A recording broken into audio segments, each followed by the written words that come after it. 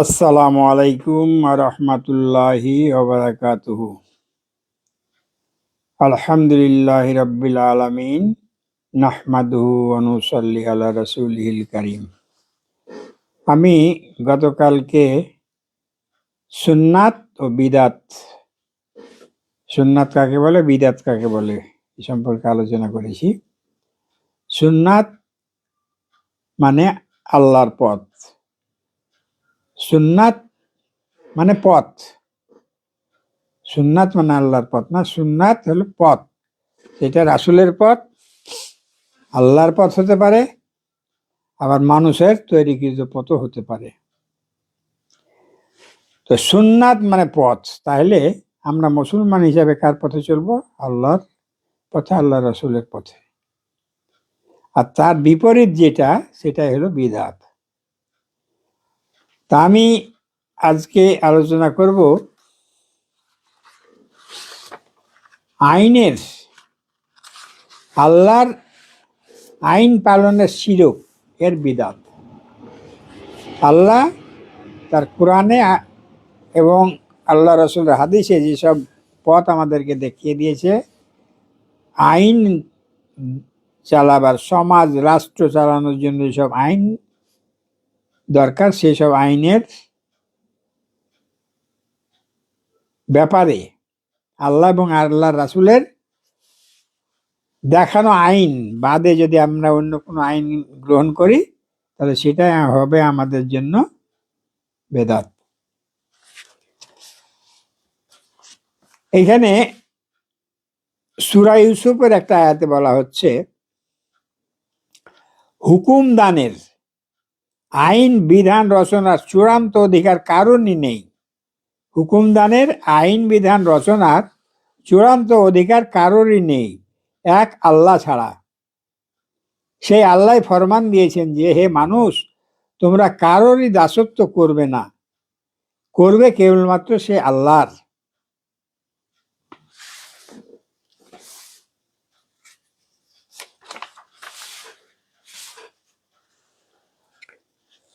নিশ্চয় আমরা কুরআন নাজিল করেছি, অতএব আল্লাহর হুকুম পালনের মধ্যেই সবর করতে থাকো। তা বাদ দিয়ে কোনো গুনাহগার কিংবা কোনো কাফির ব্যক্তির আনুগত্য করো না, তার দেয়া হুকুম মেনো না। সূরা দাহারের 23-24 আয়াত। নিশ্চয় আমরা কুরআন নাজিল করেছি, অতএব আল্লাহর হুকুম পালনের মধ্যে সবর করতে থাকো। তা বাদ দিয়ে কোনো গুনাহগার কিংবা কাফির ব্যক্তির আনুগত্য করো না, তার দেয়া হুকুম মেনো না। আল্লাহর কোনো আইন মানতে গিয়ে যদি আপনার কষ্ট হয়, তারপরও আপনাকে সবর করতে হবে। এ ব্যাপারে অবাধ্যতার কোনো সুযোগ নেই। আল্লাহ তার নবী হযরত ইব্রাহিম আলাইহিস সালামকে বলছেন, হে ইব্রাহিম, তুমি মুসলিম হয়ে যাও। ইব্রাহিম প্রশ্ন করেনি, কেন আমি মুসলিম হব আল্লাহ, মুসলিম হয়ে লাভ কি, লস কি, এসব প্রশ্ন করেনি। যখনই আল্লাহ বলেছেন, হে ইব্রাহিম, তুমি মুসলিম হয়ে যাও, হ্যাঁ আল্লাহ, আমি মুসলিম হয়ে গেলাম। ইব্রাহিম আলাইহিস সালাম এক কথা বলছেন, আমি মুসলিম হয়ে গেলাম। এই মুসলিম হতে হবে আমরাকে। আমরা বলবো যে আমরা মুসলমান, আমরা মুসলমানের ঘরের সন্তান, আমাদের প্রভু আল্লাহ, কিন্তু আইন মানব মানুষের, এটা হবে না।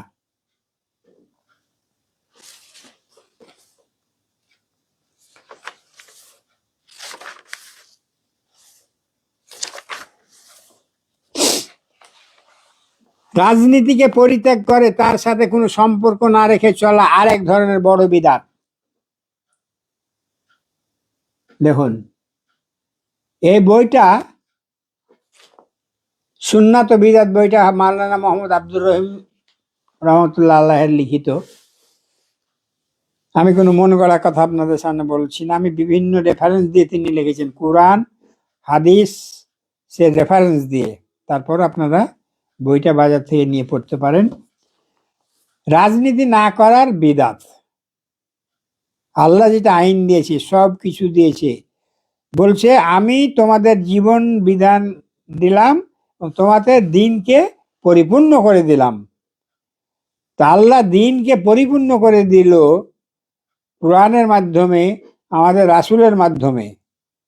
তো তাহলে তারপরে যদি আমরা মনে করি যে এখানে রাজনীতি নাই, আপনার জীবনের বহুলাংশ রাজনীতির সাথে জড়িত। রাষ্ট্র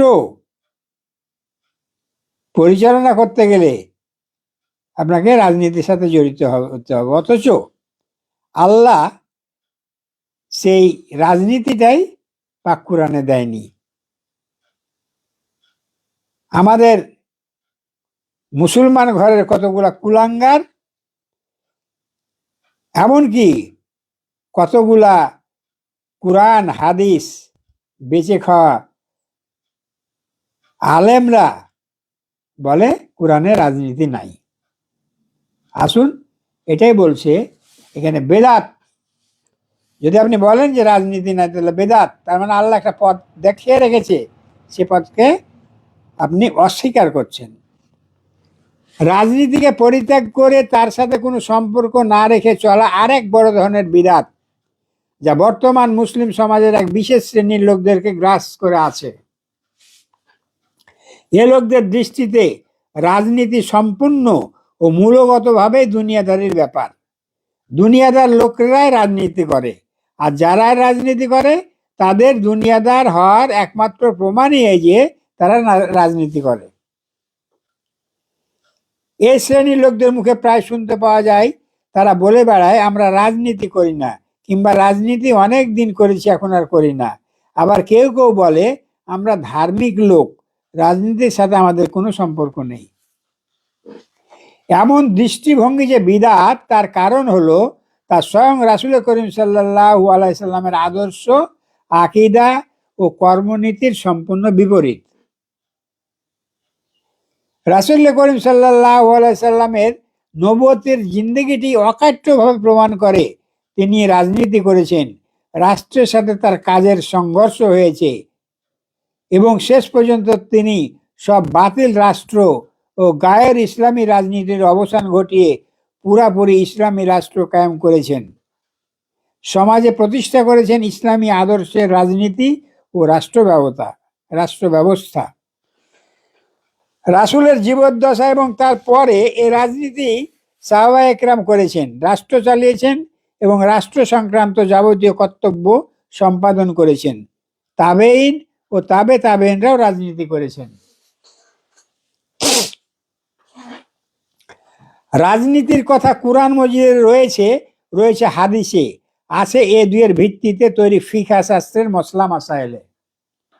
কাজেই রাজনীতি করা সুন্নাত, ইসলামী আদর্শের সাথে পুরোপুরি সামঞ্জস্যপূর্ণ।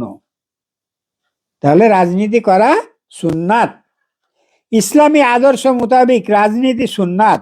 শুধু তাই নয়, তা হচ্ছে ইসলামের মূল কথা।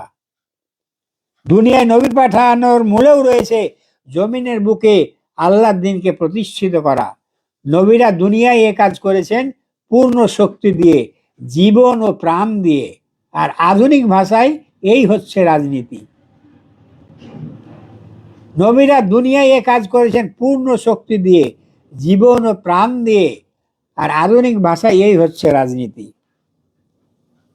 অথচ আমরা মুসলিম ঘরের সন্তান আজ কত দূরে বিচ্ছিন্ন হয়ে পড়েছি কোরআন থেকে, বলছি কোরআনে রাজনীতি নেই। আল্লাহর কাছে মানুষের জন্য মনোনীত জীবন ব্যবস্থা হচ্ছে একমাত্র ইসলাম, অন্য কিছুও নয়। এই হচ্ছে আল্লাহর ঘোষণা।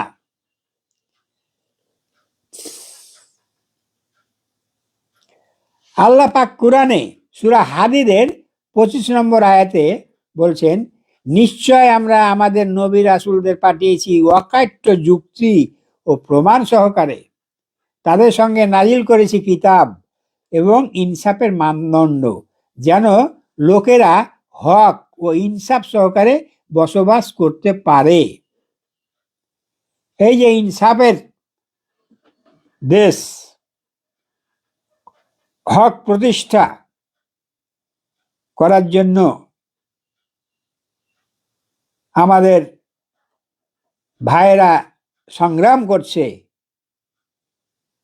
এটাই হলো প্রকৃত পথ, প্রকৃত কোরআনের পথ। এই পথের বিপরীতে হলো বেদাত।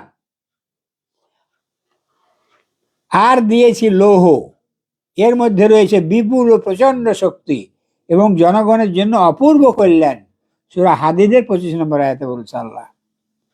এই আয়াত থেকে যে মূল কথাটি জানা যাচ্ছে তা হলো দুনিয়ার মানুষ সুষ্ঠু ও নির্ভুল ইনসাফের ভিত্তিতে জীবনযাপন করার সুযোগ লাভ করুক, এ উদ্দেশ্যে আল্লাহ তাআলা নবী রাসূলদেরকে পাঠিয়েছে। সুখে শান্তিতে তারা বসবাস করুক, এই জন্য আল্লাহ রাসূলদেরকে পাঠিয়েছেন। নবী রাসূলরা যাতে করে দুনিয়ায় সঠিক ইনসাফ ও সুবিচার কায়েম করতে সক্ষম হন। তাহলে আমরা রাসূলের উত্তরসূরি, আমরা রাসূলের শেষ নবীর উম্মত। আমাদের উপর দায়িত্ব রাসূলের তরিকায় চলা এবং সেই মোতাবেক কিয়ামত পর্যন্ত আমাদেরকে দিনের কাজ করে যাওয়া। তাহলে এখন আমাদের দায়িত্ব কি? রাজনীতি থেকে দূরে থাকা?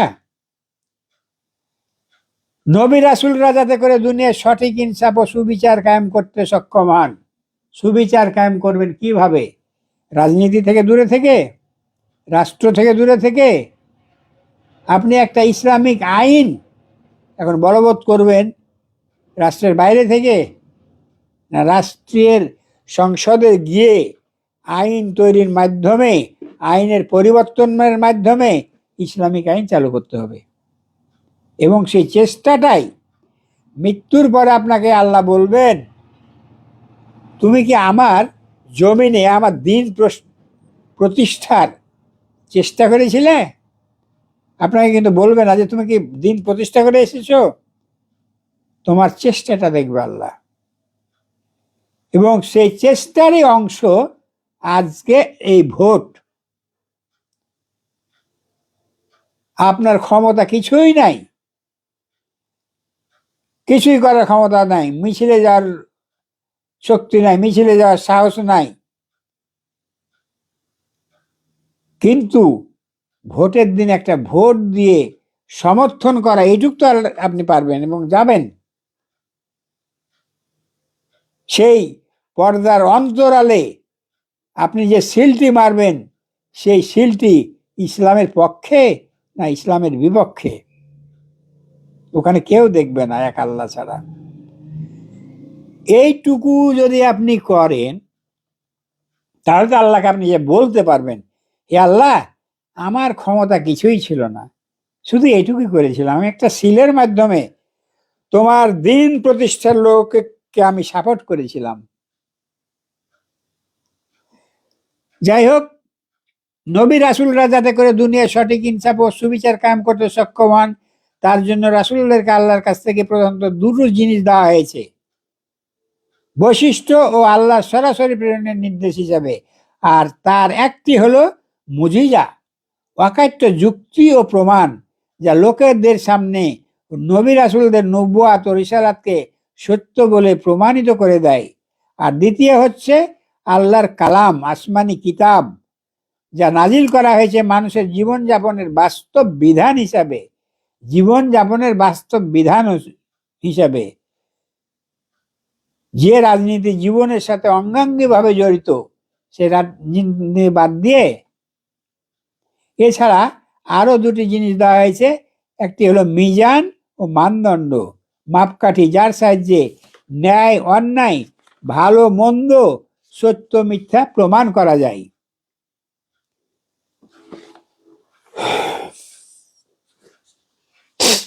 সূরা আস-সূরা 13 নম্বর আয়াতে আল্লাহ তাআলা বলছেন, আল্লাহ তাআলা তোমাদের জন্য দিনের সেই পন্থায় নির্দিষ্ট করে দিয়েছেন যার হুকুম তিনি দিয়েছিলেন নূহকে।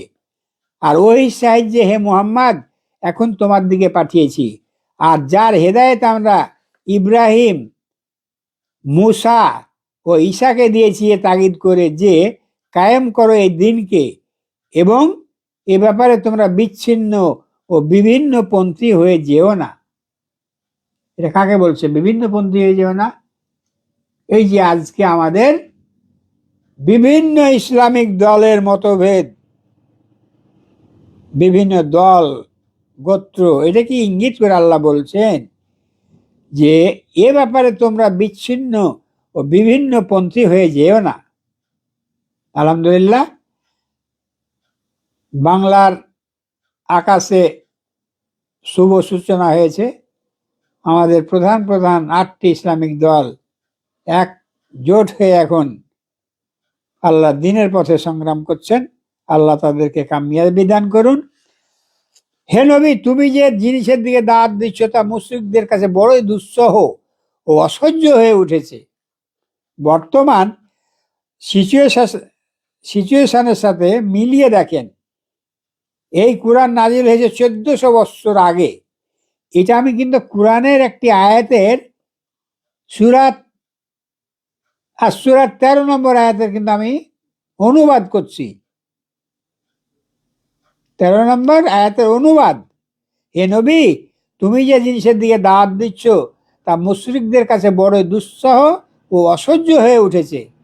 1300, ভুল বললাম, প্রায় 1450 বৎসর আগে নাজিলকৃত কোরআন আল্লাহ এভাবে বলছেন। আজকে আপনি আপনার বাংলাদেশের সিচুয়েশনে কথাটা মিলিয়ে নেন। আল্লাহ বলেছেন না, এই কোরআন কিয়ামত পর্যন্ত বলবৎ থাকবে এবং প্রতিটা যুগে প্রতিটা সময়ে এই কোরআন মানে নতুন মনে হবে, পুরাতন হবে না। প্রতিটি কথা প্রতিটি সময়ের সাথে মিলবে। সুবহান আল্লাহ, আল্লাহ কি বিজ্ঞ।